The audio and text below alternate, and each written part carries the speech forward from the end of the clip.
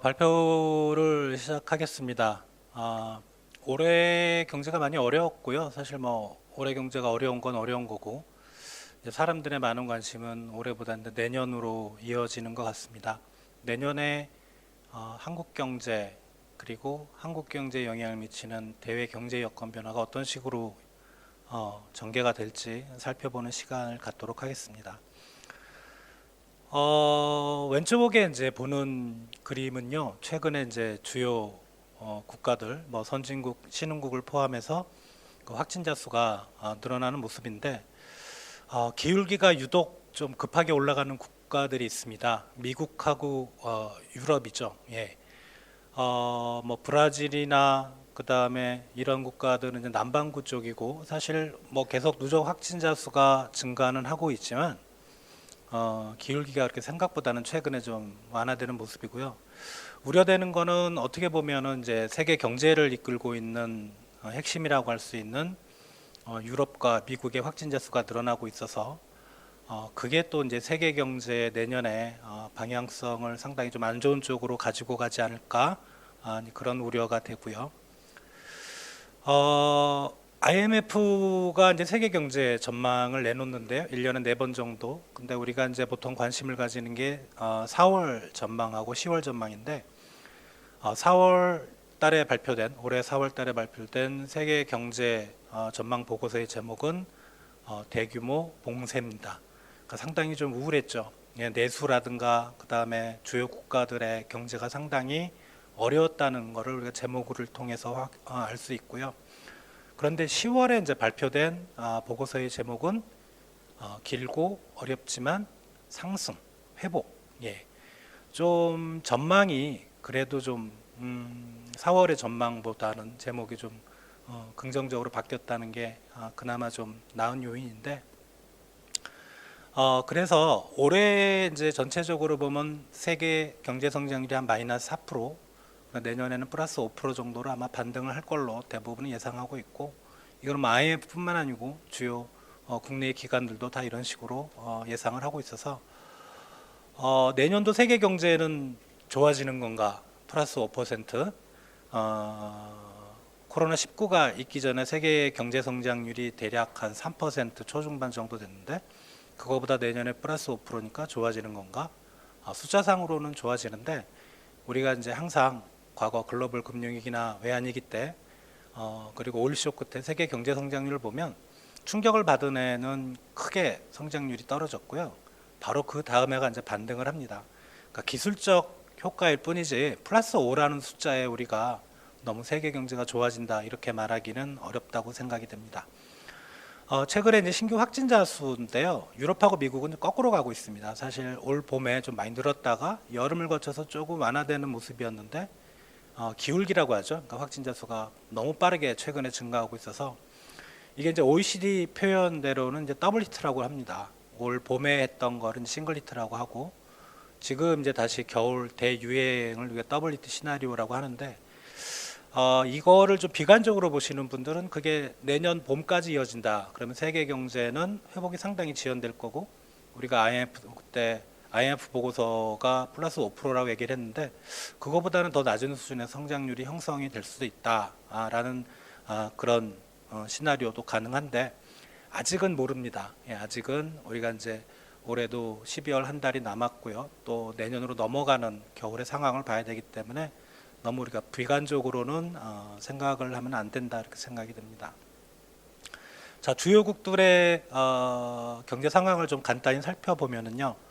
자, 미국은 소비가 중요합니다. 가계의 소비가 전체 경제의 방향성을 결정짓는다고 보시면 되는데 소비의 구매력은 이제 근로소득하고 자산소득이 크게 두 축입니다. 근데 왼쪽에 근로소득은 이제 고용시장 상황을 보시면 되는데 실업률이라든가 그 다음에 신규 실업수당 청구 건수가 많이 개선이 됐죠. 개선이 됐는데 코로나 이전 시점 비교 시점을 우리가 보통 3월로 잡는데요. 3월의 실업률이나 그 다음에 실업수당 청구 건수는 아직은 좀 괴리가 있습니다. 그래서 미국의 고용시장이 뭐 올해 상반기보다는 개선은 되고 있지만 상당히 좀 더디게 진행이 되고 있고요. 오른쪽은 미국의 이제 주식시장하고 주택시장 지수인데 보시면 코로나 때문에 크게 급락을 했죠. 예, 급락했는데 최근의 상황은 코로나 이전 수준을 다 회복을 했습니다.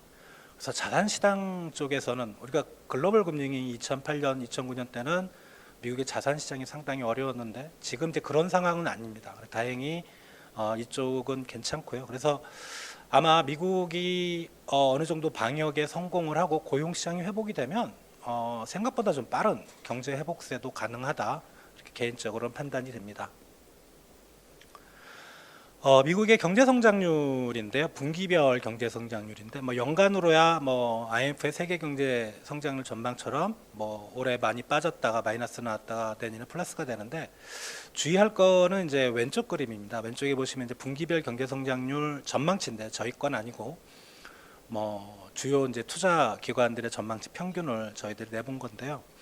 실적치는 지금 2분기에 마이너스 31% 나왔다가 3분기에 이제 플러스 33%로 반등했다는 거, 거기까지인데 아직 4분기 건 안 나왔는데 최근에 이제 JP 모건 쪽에서 상당히 좀 우울한 전망을 내놨죠. 뭐 그게 아마 최근에 그 미국의 코로나 확진자가 크게 늘어나는, 그럼에도 불구하고 뭐 좀 차이는 있지만 이제는 뭐 올해 상반기처럼 큰 충격은 없지 않을까, 뭐 그런 식이 예상이 됩니다. 자, 중국은 세계에서 어떻게 보면 가장 경제 지표들이 좋게 나오는 국가입니다. 생각보다 상당히 좋습니다. 지금 투자하고 그러니까 소비가 전부 플러스로 크게 돌았고요. 그리고 수출이 상당히 예상보다 좋게 진행이 되고, 그럼 내수하고 수출이 좋으니까 산업 생산도 상당히 견고한 모습입니다.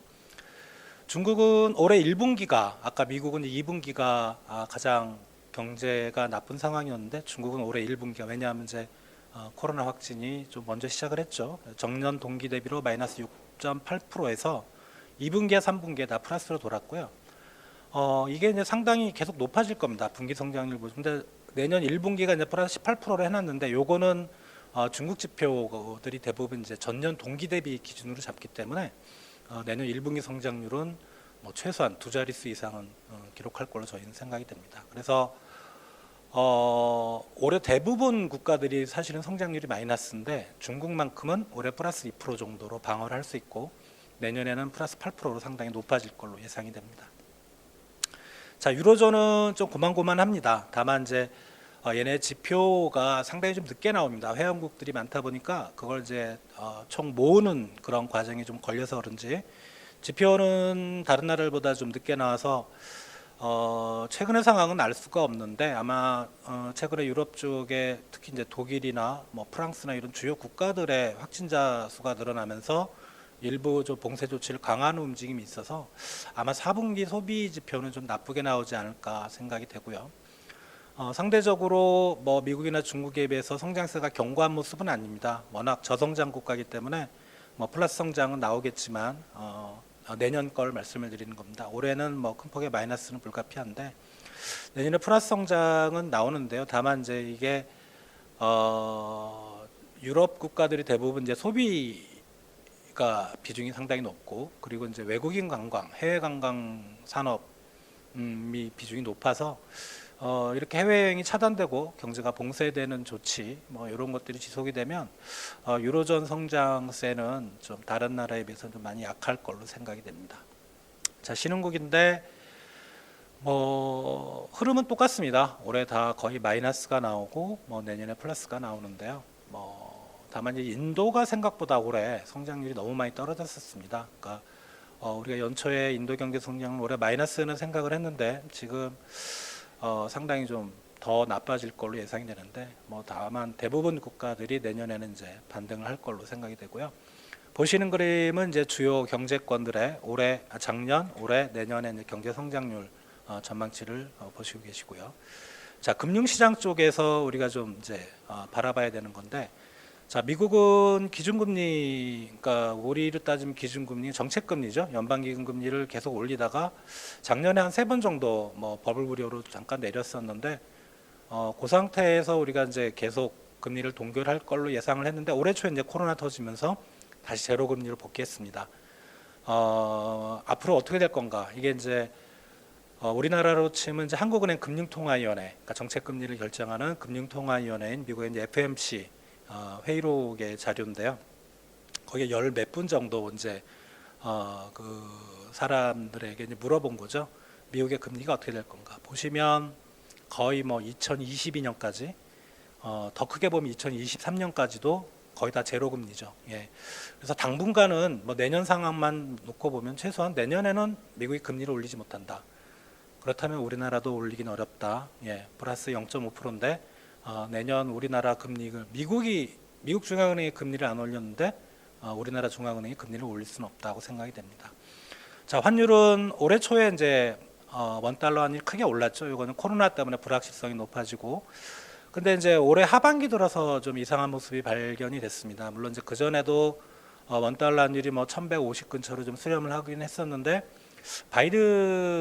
미국의 바이든 대통령이 당선 확률이 높아지니까 바이든 효과 때문에. 왜 그러냐면 트럼프보다는 바이든이 이제 재정 지출, 경기 부양을 위한 재정 지출 규모를 더 크게 잡고 있거든요. 그러면 아무래도 시중에 달러의 이동성이 더 풍부해지고, 이제 실제로 아직 풀리지는 않았지만 시장에 있는 사람이 그렇게 기대를 했던 것 같습니다. 다만 이게 뭐 우려하는 바와 같이 1,100 밑으로 깨고 내려갈 건가, 일시적으로는 가능합니다. 근데 아마 연평균으로 따지면 올해가 이제 1,180원 정도 됐었다면 내년에는 1,100에서 연평균 1,150 사이 정도로 소폭 원화가 강세하는 수준에서 머물 걸로 생각이 됩니다.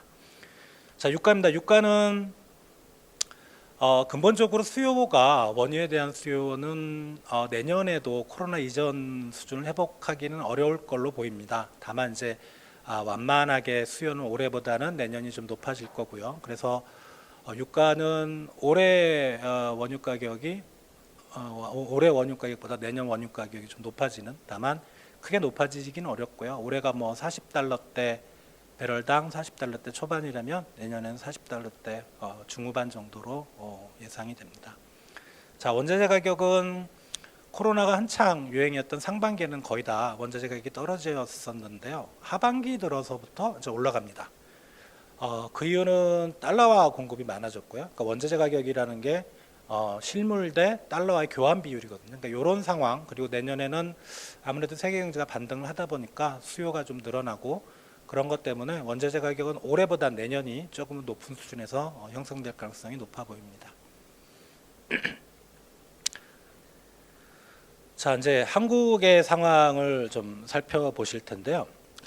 뭐 경제 성장률로 우리가 이제 경제 상황을 봐도 되는데 좀 속보치죠. 월마다 나오는 통계청의 동행지수 순환 변동치를 보면 원래는 2019년 3월, 작년 3월을 바닥으로 해서 이제 올라가는 모습이었습니다. 그래서 대부분 한국 경제가 반등을 한다 이렇게 생각을 했는데, 올해 1월까지 올라가다가 2월서부터 이제 코로나 터지니까 동행지수가 이제 꼬꾸라졌죠. 그게 이제 올해 5월을 저점을 찍은 것 같습니다. 저점을 찍었다면 이제 그러면 반등을 하냐? 동행지수가 올라가긴 올라가죠. 5월부터 9월까지. 근데 속도가 상당히 좀 느립니다. 완만하게 올라가고 있어서 가게나 기업이 체감하기는 상당히 어렵죠. 다만 지표상으로 보면 분명히 올해 5월에서 바닥을 다졌고요. 그게 이제 우여곡절은 있겠지만 완만하게 앞으로는 흘러갈 것 같다라는 생각입니다. 경제 성장률을 이제 보고 계신데, 왼쪽에는 빨간색은 전기 대비 경제 성장률이고요. 그리고 파란색은 전년 동기 대비. 뭐 모르시는 분들 위해 설명을 드리면 전기 대비란, 예를 들어 빨간색의 숫자가 이제 올해 3분기가 플러스 1.9%인데, 이게 전기 대비 1.9라는 거는 올해 3분기가 올해 2분기 대비 GDP가 얼마나 늘고 줄었는지, 그게 성장률이고요. 그리고 전년 동기 대비로 보면 올해 3분기가 마이너스 1.3%인데, 이거는 올해 3분기가 올해 2분기가 아니라 올해 3분기가 작년 3분기 GDP에 비해서 얼마나 늘고 줄었는지 를 의미하는데요. 자, 전기 대비 성장률로 보면 1분기에 마이너스 1.3, 2분기에 마이너스 3.2, 그리고 3분기에 플러스 1.9%인데 V자형 반등이죠. 예, 그래서 정부에서는 이 지표를 가지고 경제가 V자형으로 회복됐다고 말을 하는데, 우리가 이제 전기 대비 성장률을 쓸 때는 조심할 게, 이처럼 경제가 큰 충격을 받을 때는 전기 대비보단 전년 동기 대비로 봐야 됩니다.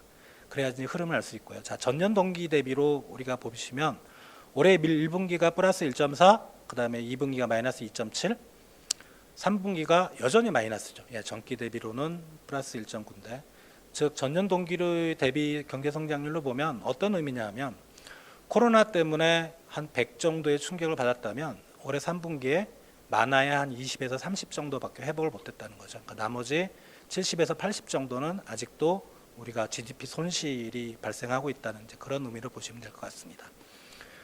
그리고 이제 경제 성장률이 2분기, 3분기에 많이 빠졌는데, 그 빼는 주된 요인은 생각보다 뭐 수출이 조금 안 좋았던 적도 있긴 한데, 대부분 이제 민간 소비 쪽에서 성장률을 빼는, 거의 뭐 기여율로 보면 거의 100%가 넘습니다. 그러니까 투자는 오히려 뒤쪽에서 보실 텐데 괜찮았고요. 그래서 민간 소비가 이번에 코로나의 어떤 경제적 손실에 집중적인 타격이 됐다, 이렇게 생각이 됩니다.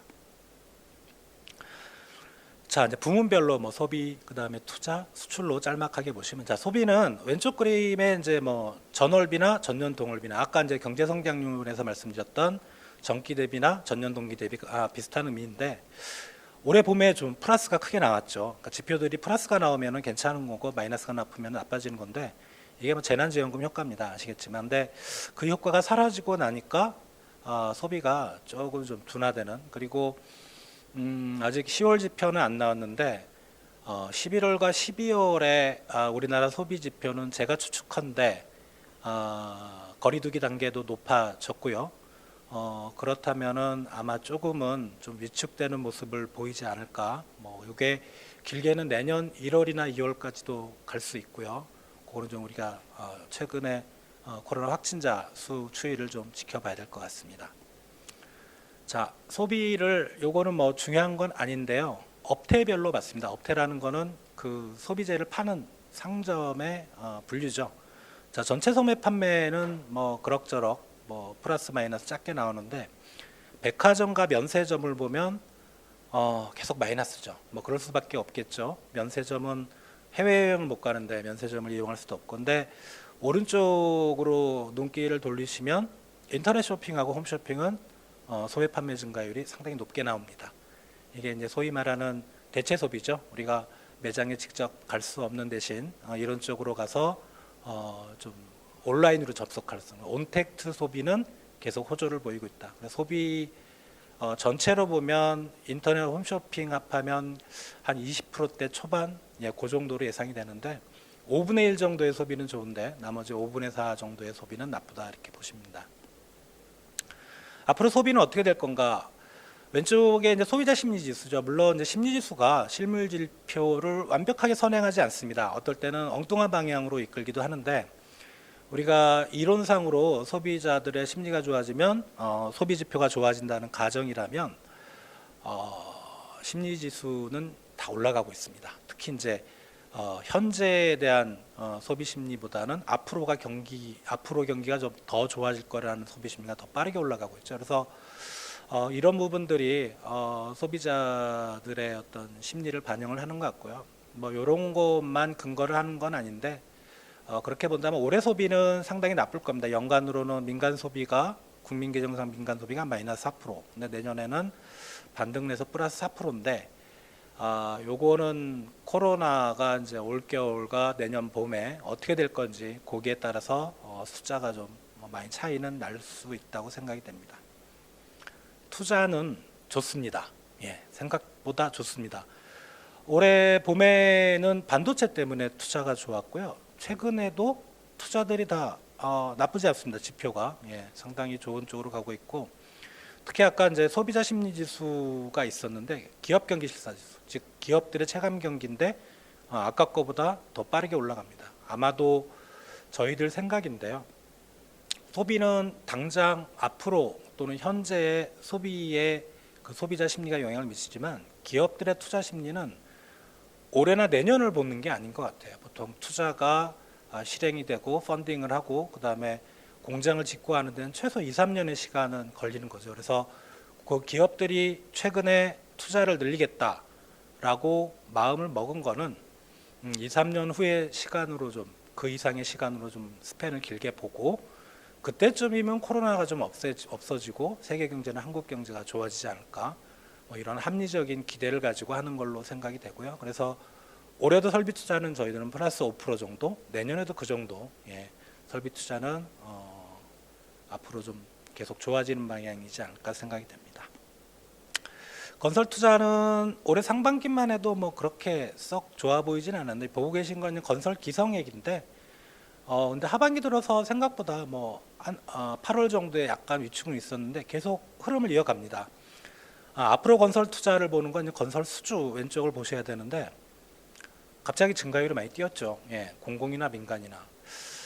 그래서 건설 투자는 올해 뭐 상반기 쪽 안 좋았던 영향 받아서 올해는 뭐 0%대, 뭐 잘하면 마이너스 소폭 나올 수 있는데, 내년에는 뭐 2% 내외 정도로 괜찮을 걸로 생각이 되는데, 다만 좀 안 맞죠.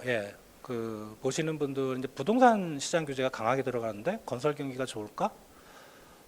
그런데 부동산 시장 규제는 건설 경기에 영향을 주는 게 아니고 그 건설 쪽에 주택을 사시려고 하시는 분들한테 영향을 주는데, 최근 주요 지방이나 서울이나 뭐 아무리 살펴봐도 미분양 이슈가 되는 지역은 거의 없습니다. 그러니까 전반적인 뭐 시장에 들어오는 수요는 줄일 수 있지만 공급량은 시장에서 충분히 해소되는, 그리고 건설 투자에는 건축 부분 아파트만 있는 게 아니고 토목 부분도 있고요. 내년도 SOC 예산이 크게 늘었고 우리 뉴딜도 시작이 되고요. 이제 그런 부분을 생각을 해보면 건설 투자가 그렇게 나쁠 것 같지는 않고 뭐 최소한 좋은 흐름을 이어갈 거라고 생각이 됩니다. 자, 수출입니다. 왼쪽에 이제 빨간색의 동그라미가 수출인데요. 10월 달에 마이너스가 좀 나왔어요. 근데 올해 봄과 비교해 보면 마이너스 증가율이 그래도 개선이 되는 모습이고, 아마 11월도 20일까지 속보치를 보면 한 플러스 10% 정도 나오고 11월 전체로 보면 마이너스까지는 안 나올 것 같다는 생각입니다. 그래서 수출은 괜찮다고 생각이 되는데, 다만 그 중국은 빼고요. 미국과 유럽 쪽에 이제 봉쇄 조치가 들어가면 그쪽으로의 우리 수출이 어떻게 될지 그거는 좀 지켜봐야 될 것 같은데, 다행히 요 품목별로 보면 지금 플러스가 나오고 있는 품목들이 반도체, 디스플레이, 가전입니다. 그러니까 정확히 언택트 시장하고 타겟이 맞춰지죠. 그리고 자동차도 수출이 최근에 늘었는데, 이게 제가 이제 데이터로 확인한 건 아닌데 이런 식의 해석이 가능하답니다. 해외여행, 즉 비행기를 못 타니까 뭐 해외여행하는 그 금액이 크고요. 차라리 그걸로 차를 새 걸로 뽑아서 국내 여행을 하자. 그런 심리들이 좀 많이 깔려 있다는, 그래서 자동차가 잘 팔렸다는 이제 그런 이야기도 있는데, 요거는 자동차 쪽은 좀 뭐 더 지켜봐야 될 걸로 생각이 됩니다. 수출은 올해 마이너스 6% 정도, 연간 그 정도에서 아마 방어될 겁니다. 뭐 11월이나 12월 얼마 남지 않았기 때문에 뭐 그 정도가 된 예상이 되고요. 내년에는 플러스 10%대는 나올 걸로 저희는 보고 있습니다. 자, 고용 시장은 나쁘다는 건 아실 수가 있고요. 최근에 빠지는 쪽이 이제 뭐 주로 이제 관광이나 그다음에 소비 쪽과 관련된 도소매, 음식, 숙박, 그다음 교육은 이제 학원. 근데 제조업이 생각보다 좀 많이 빠집니다. 그런 부분들이 좀 우려가 되는데, 제조업은 단순히 코로나의 영향만 있는 게 아니고 제조업 내부적인 어떤 구조조정 압력이 몇 년 전부터 지속이 됐는데 그게 지금도 이어지지 않고 있나 생각이 되고요. 건설은 생각보다 좋죠. 취업자가 오히려 늘어나는. 그래서 아까 건설 경기가 나쁘지 않다는 걸 반증을 하고 있습니다. 내년도 실업률은 올해보다 조금 떨어질 것 같고요. 뭐 이 정도에서 아마 형성이 될 것 같습니다. 부문별로 봤고 이제 앞으로 간략하게 한국 경제 방향성을 결정하는 요인들을 몇 가지만 좀 살펴보면, 뭐 당연히 국내 코로나 상황이죠. 어떻게 될 건가. 지금 우리나라는 1차 유행이 있었고 2, 3월에, 그리고 8월, 9월에 2차 유행이 있었고 지금 3차 유행이 이제 시작 중이죠. 이게 어떻게 가느냐가 이제 상당히 좀 중요할 것 같은데, 이거는 사실 뭐 이코노미스트가 답을 해드리기는 상당히 어려운 문제고요. 아마 그럼에도 불구하고 우리가 1차, 2차를 겪으면서 가게나 기업이 좀 내성이 생겼다고 할까요? 확진자가 생겨도 어떻게 경제 활동을 할 수 있는 방법을 좀 모색을 하고 찾아 나가고 있는 것 같아요. 그래서 아마 뭐 우리가 1차 유행 때 가장 힘들었는데 그때만큼의 경제 충격은 아니지 않을까, 개인적으로는 그렇게 생각이 됩니다. 두 번째는 이제 정부가 정책으로 어떻게 대응을 하냐. 자, 한국은행은 0.5까지 내렸어요. 근데 여기서 더 내리긴 어렵습니다. 일단 지금 많이 나오는 얘기가 유동성을 그렇게 풀었는데도 그렇게 내수에 플러스 영향은 안 주는 것 같다. 오히려 버블만 키우는 것 같다. 부동산 시장 쪽에 그런 얘기가 나오고 있어서 더 내리긴 어렵고, 아까 미국 금리를 말씀을 드릴 때도 미국이 당분간 금리를 못 올리면 한국은행도 절대 못 올립니다. 그래서 아마 내년도만 놓고 보면 뭐 저금리 상황, 물론 시장 금리는 정책 금리를 따라가는 건 아니기 때문에 뭐 좀 차이는 있겠지만 그래도 전반적인 시장의 흐름은 저금리 상황이 지속이 될 걸로 예상이 됩니다. 재정 정책은 올해 4번의 추경이 있었죠. 69조 원. 그건 올해 얘기고 내년은 어떻게 될까? 내년에 플러스 8% 상당히 높은 증가율입니다. 전체 정부 예산이 555조 8천억 원인데 제 생각으로는 내년 상반기 중에 추경이 한 번 정도 더 있을 것 같아요. 물론 뭐 가봐야 되긴 하겠지만 뭐 여러 가지 이유로 추경이 한 번 정도 더 있을 것 같아서 내년도도 상당한 확장적 재정 기조로 가지 않을까 생각이 됩니다. 세 번째는 이제 우리 수출 경기와 관련 있죠. 과연 세계 상황은 어떻게 될 건가? 왼쪽에 그 막대가 세계 이제 신규 확진자 수가 늘어나는 거고요. 빨간색이 이제 애플에서 발표하는 이동성 지수라는 겁니다. 그러니까 애플이 아마 휴대폰에 대한 위치 추적을 해서 세계 각국별로 주요 도시별로 이동성 지수라는 거를 이제 발표를 하는데 올해 4월서부터 8월 정도는 확진자 수가 늘어나도 이동성이 높아졌습니다. 좀 반대죠. 예. 근데 이제 올해 8, 9월을 기점으로 해서 바뀝니다. 확진자 수가 너무 늘어나니까 사람들이 잘 안 움직입니다. 그러니까 이런 부분들이 사실은 안 움직인다는 거는 세계 경제 활력이 떨어진다는 거고, 그럼 우리 수출에 마이너스 영향을 미칠 수도 있다는 거거든요. 그런 부분이 우려가 되고요. 이제 저희가 이제 OECD 자료를 근간으로 해서 봤을 때 세계 GDP는 올해 4분기가 올해 3분기보다는 조금 떨어지거나 아니면 올해 3분기 정도 수준.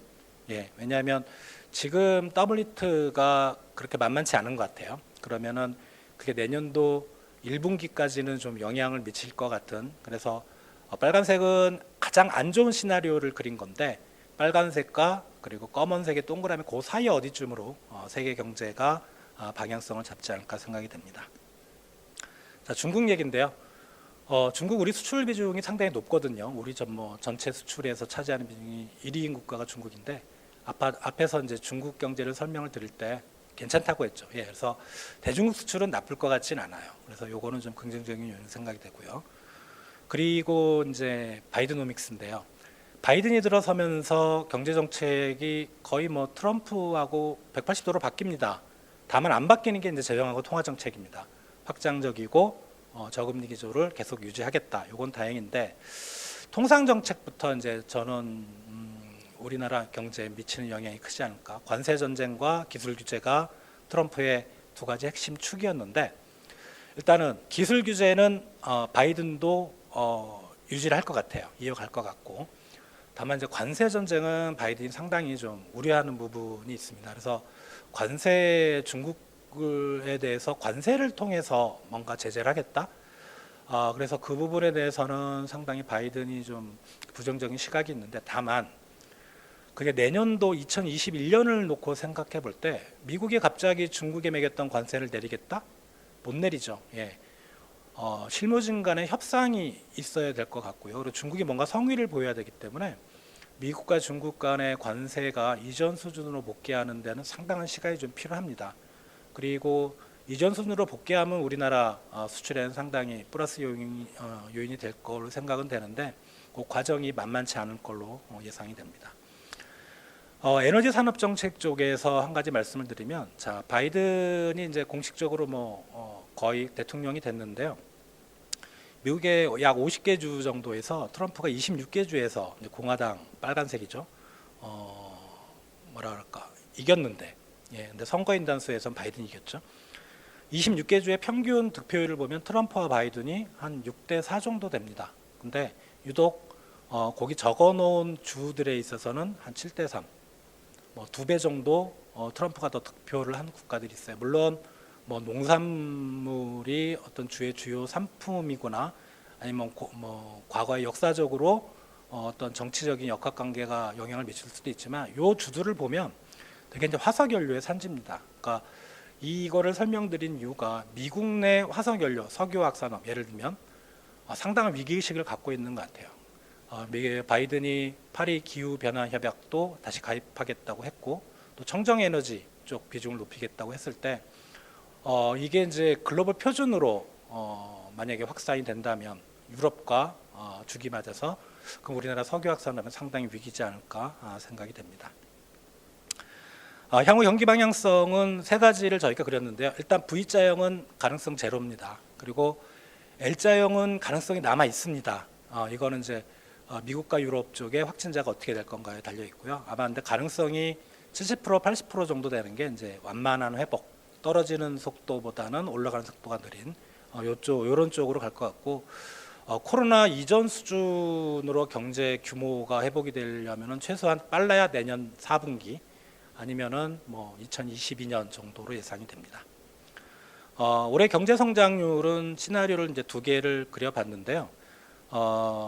왼쪽보다 이제 오른쪽 보시면 올해 마이너스 0.8 정도 그리고 내년에 플러스 3%로 저희 현대경제연구원 추정치인데요. WT 시나리오가 세계 경제에 엄청난 충격을 준다면 그게 좀 더 내려갈 수도 있다. 그렇게 생각이 됩니다. 주요 기관들의 이제 올해와 내년도 성장률 전망치인데 되게 평균치를 내보면 올해 한 마이너스 1% 정도 내외 정도로 생각하고 있고 내년에는 3%대 뭐 초중반 이렇게 보고들이 있습니다. 이제 지금까지 발표한 내용을 가지고 좀 요약 형식으로 말씀을 드리면 첫 번째는 내년도 플러스 성장률이 다 나오지만 경제가 좋다고는 말할 수 없습니다. 여전히 비상경영이 화두가 돼야 될 것 같고요. 그리고 유동성이 워낙 많은 시장의 여건이 지속이 되니까 그렇게 되면 어떤 부분에서는 유동성이 고갈이 되고 상당히 산업과 기업에 어려움을 줄 수가 있습니다. 이런 쪽에 대한 보수적인 자금 관리가 요구가 될 거고 또 유동성이 많다 보니까 시장에 이제 쏠림 현상이 발생합니다. 갑자기 뭐 원자재 가격이나 환율이 크게 변동할 수가 있고요. 여기에 대한 대응이 있어야 될 것 같고 그리고 가장 중요한 건 이제 글로벌 팬데믹이 어떻게 되는 건가 이게 이제 더 중요하죠. 사실 거기에 따라서 이제 경제도 어떻게 보면 따라간다고 보기 때문에 근데 산업이나 기업들이 대응을 제대로 못하는 시점이 이게 갑자기 전환점이 발생하는 경우입니다. 예를 들어 경제가 좋아졌다가 꼬꾸라질 때 대응들을 제대로 못하고 그리고 경제가 계속 나쁘다가 반등을 할 때 대응을 못하면 뭔가 얻을 수 있는 걸 남한테 뺏기는 이제 그런 상황이 발생하고요. 그리고 다섯 번째는 여전히 세계 경제가 만약에 이제 회복이 된다는 가정이라고 하더라도 온도 차가 있을 겁니다. 그러니까 빨리 회복되는 쪽에 우리가 집중을 해야지 모두 다 발을 걸어놓는 이런 거는 상당히 좀 지양을 해야 될 것 같고요. 그리고 역시 개인적으로는 저는 비대면 시장이 그렇게 크게 성장할 거라고 성장은 하는데 한계가 있을 거라고는 생각을 하지만 그래도 이쪽에 대한 트렌드 많이 우리가 찾아보고 그쪽 시장에서의 어떤 돌파구를 찾아야 될 것 같고요. 그리고 이제 미중 간의 정치 갈등은 지속이 될 겁니다. 예. 어떻게 보면 미국의 민주당이 공화당보다 더 중국에 대해서 안 좋은 시각을 가지고 있다고도 우리가 생각이 되거든요. 그래서 그런 부분에 따라서 예를 들어 글로벌 공급망이라든가 이런 부분 어떻게 바뀔지에 대한 선제적 대응이 필요하고요. 마지막은 이제 기회 요인입니다. 정부가 내년도 재정 지출 크게 늘렸고요. 이제 누질 정책도 시작합니다. 물론 정부가 하는 사업이 모두 다 잘 되는 방향으로 갈 수는 없지만 거기에서 아무래도 재원이 들어가면 뭔가 사업 기회가 만들어질 수 있고요. 기업이 어려울 때 돌파구를 찾을 수 있는 그런 부분도 있을 거라고 생각이 됩니다. 네, 이상 발표를 마치겠습니다. 감사합니다.